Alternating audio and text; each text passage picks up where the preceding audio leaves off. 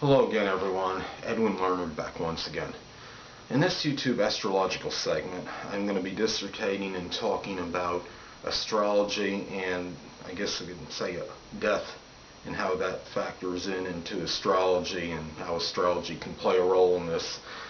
Well, the first thing that I wanted to touch up and talk about, that if people have a strong plethora or concentration of planets in their 8th house, this is one indicator where it doesn't mean anything necessarily, okay, well, this person's going to die some grueling death or anything, but there could be something where the person might be enamored with the subject and other things that are connected with the 8th house. The planets in the 8th house can sometimes maybe signify conditions at the time of death. It might indicate, I'm just saying possibly, give an indication of how the person might die. Let's say if hypothetically, if Neptune is posited in someone's 8th house, it could indicate something, maybe death resulting from alcohol, drugs, or something chemical related, which may or may not be something induced by the person, his or herself. It could be something where somebody could have died as a result of maybe another person that was doing drugs, or recreational drugs or alcohol or what have you. Mars in the 8th house, in another example, could show that somebody might die of something that's connected with something volatile or truculent, from another person possibly. And like I said, this doesn't give assurance of that. It just means maybe the propensity or chances might increase a little, as opposed to the average person if Mars is positive in the 8th house. Now, another thing I want to talk about, where as far as the connection people might have with the subject of death, people, let's say people with Pluto in the 1st, conjunct the ascendant, moon, or sun, may be enamored with the subject as far as death goes. There might be a morose or morbid quality to the person. Somebody also, if they have the ruler of the 1st in the 8th house, or conversely, the ruler of the 8th in the 1st, sun, moon in the 8th, Scorpio rising, or sun moon in Scorpio, or one or any combination of these things could give an indication that there might be some possible fixation with the subject of death.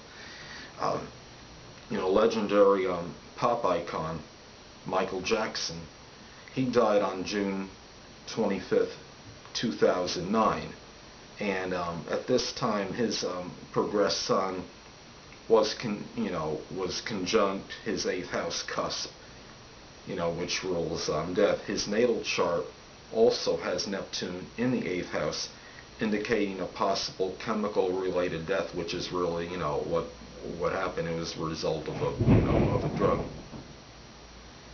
or drugs.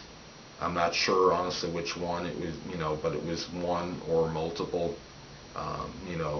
drugs which that were administered by somebody at excess, which shouldn't have been.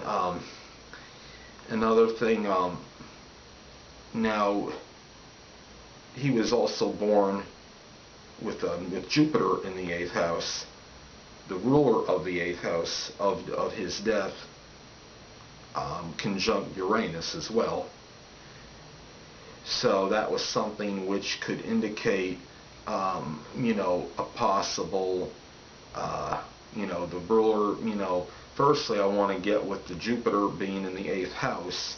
Obviously, his death showed potential for something of a very prodigious or big magnitude, and considering who he was, legendary icon, very prolific figure.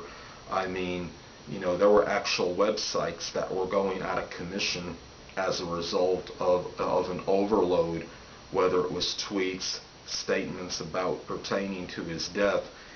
just shows you that, this death was something of a very, of really tremendous proportions around, around the world, and in the, the internet world as well.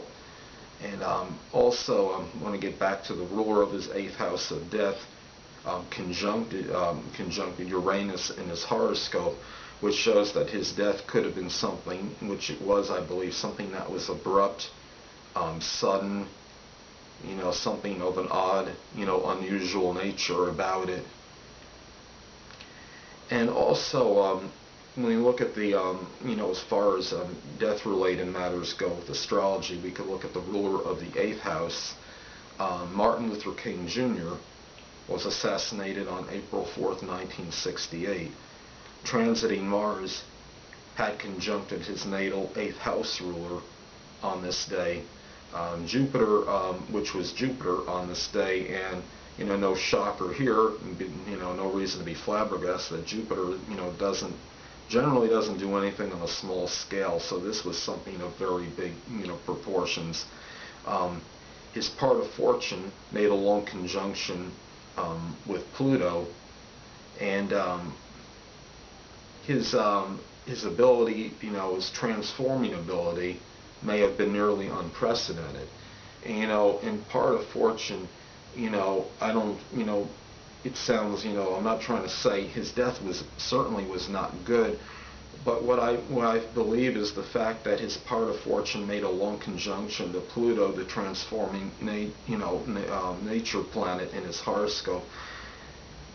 I mean, we look at things with him, and that, it's quite probable, I think, at least in my opinion, that Martin Luther King Jr. has more notoriety and more acclaim, after his life than he did even in his life. I mean, there was a holiday was named after him, and there was constant, communication about him, and people, he was very inspirational, and his name still resonates very strongly today around, like, whether it's the internet universe or just in life in general. And his words, even though his legacy is really indelible, and his impact is still being felt. So I think that could be the result of his part of fortune making the long conjunction of Pluto in his natal horoscope. Well, people, that will conclude this segment for part 1 of Astrology and Death, and then tune in next time, where I'll be dissertating and talking about Astrology and Death Part 2. Until next time, people, stay well.